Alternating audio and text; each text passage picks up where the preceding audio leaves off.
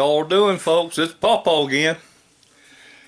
Oh, finally got them brakes bled.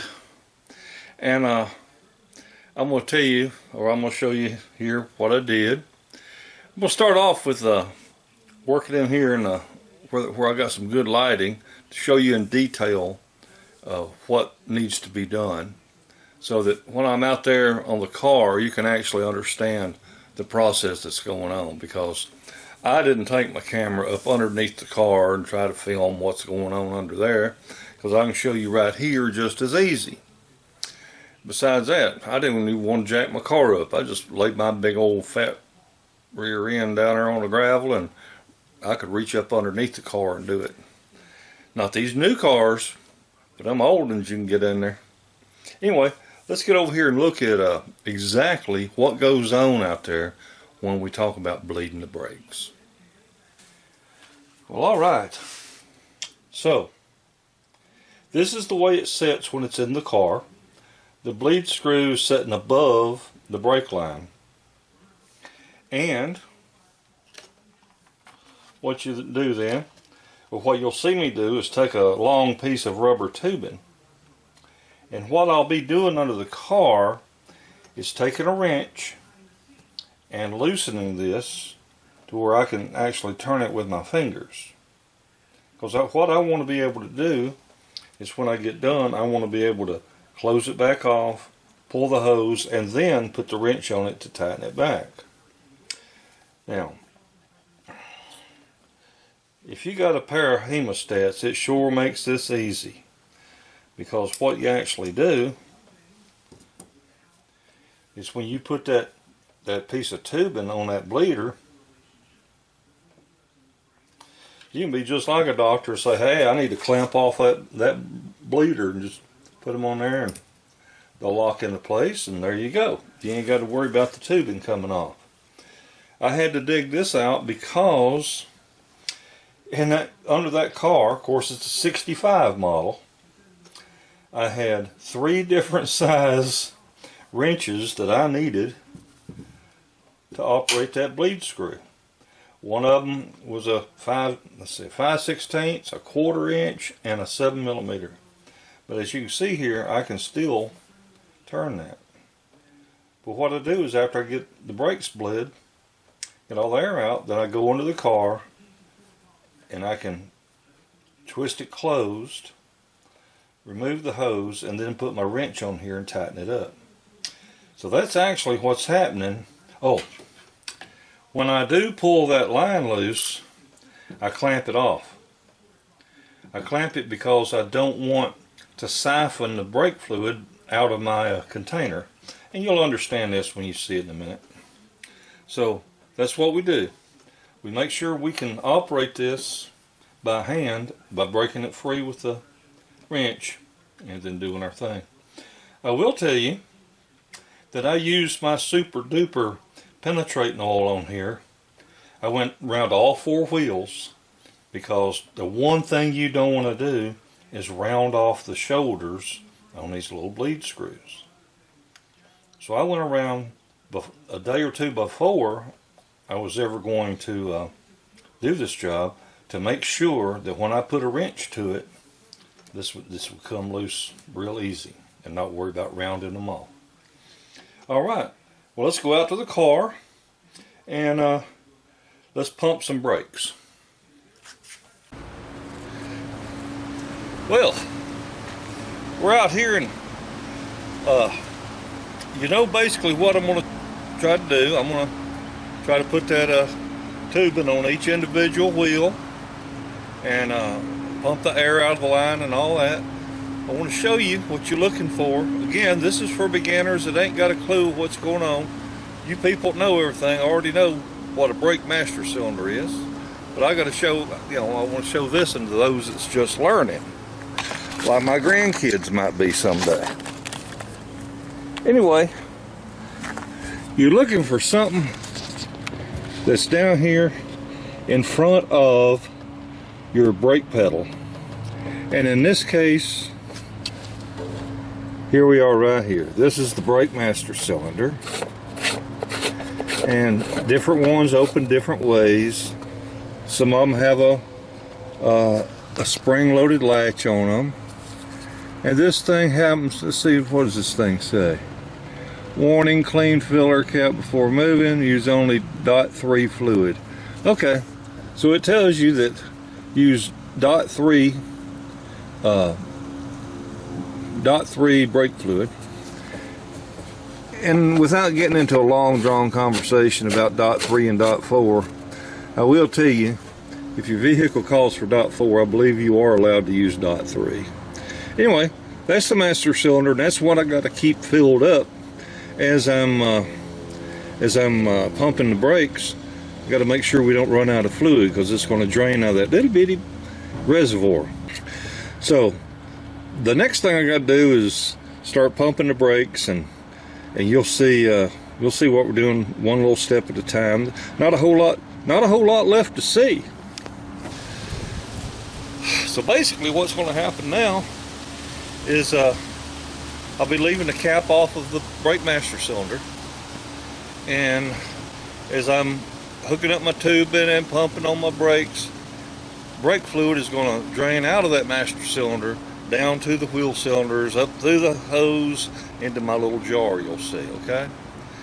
And so every few good strokes, I got to get out and look, make sure I hadn't drained it too low, or we're going to get air in the line and I don't want to start all over. So let's get out the tools and stuff and get this job done. I got things to do. But a spoiler alert, this is the next day. I'm in the car getting ready to go to the grocery store, and I know the brakes work now, but anyway, you'll see what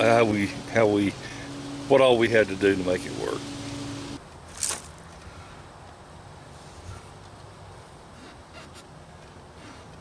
Okay, so I've got this piece of tubing hooked up to the bleed valve or bleed screw on the right rear wheel, and I actually took a pair of forceps, I'll show them to you in a minute, to make sure that this tubing stayed on, because I ended up with a smaller bleed screw on that old one that I did this new one. So, but I don't know if you can see it,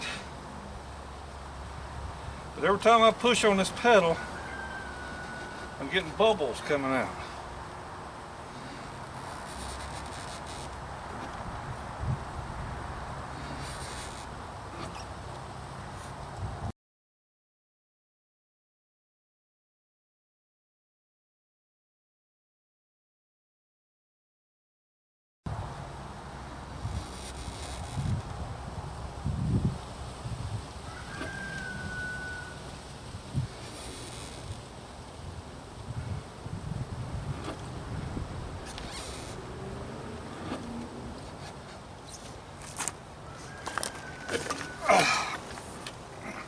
I'm going to check my master cylinder, make sure I got plenty of fluid. I'll just keep repeating that until no bubbles come out.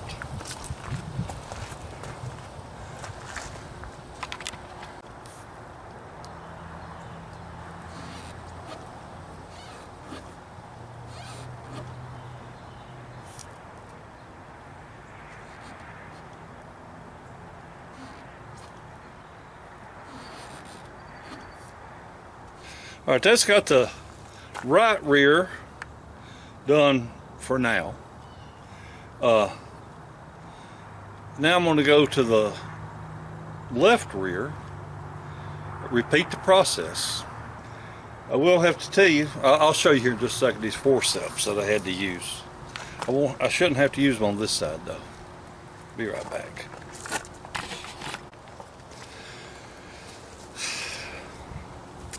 Well, folks, wasn't much of a video because I really couldn't show you what I was doing. You know, putting the tubing on the bleed screw, loosening the bleed screw, pumping, making bubbles. When the bubbles quit, pump it a few more times. Get in and out of the car 173 times. You know, making sure that there was plenty of brake fluid in the master cylinder, because if you ever drop down, to where the master cylinder is empty, you're pumping air again. You got to start all over, so we didn't want that. But